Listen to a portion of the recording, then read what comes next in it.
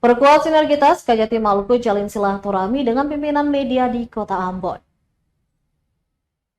Kepala Kejaksaan Tinggi Maluku Agus Sunanto Prasetyo silaturahmi dengan sejumlah pimpinan lembaga penyiaran, pimpinan redaksi dan juga kepala biro serta pimpinan Persatuan Wartawan Indonesia Maluku pada Rabu 10 Juli 2024.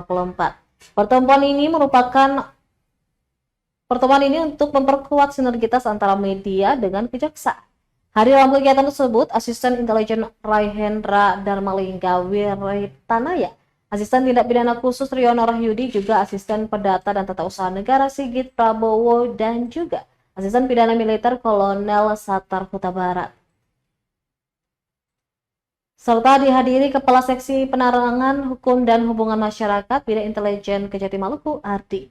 Kejati Maluku menyampaikan ucapan terima kasih dan selamat datang serta ucapan apresiasi kepada seluruh jajaran media yang sudah sangat baik dalam memberitakan kejaksaan, baik dalam program seremonial kejaksaan maupun kinerja kejaksaan dalam penanganan perkara.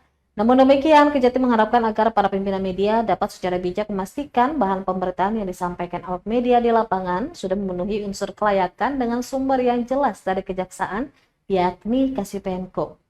Selain itu, Kejati Maluku juga mensupport segala bentuk kegiatan yang berkaitan dengan pertemuan bersama awak media, agar sinergitas media bersama kejaksaan tetap berjalan baik.